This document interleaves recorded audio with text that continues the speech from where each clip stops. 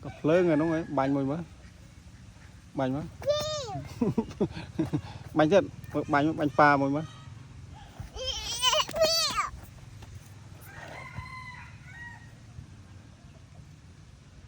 bánh chân mới bánh lỡ bánh chạp lỡ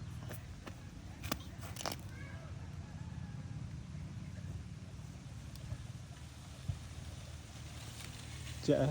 cho nó trẻ ăn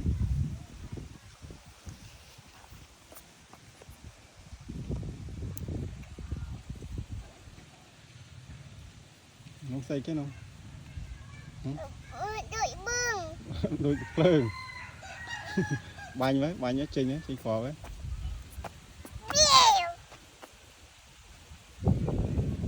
chợ sô đấy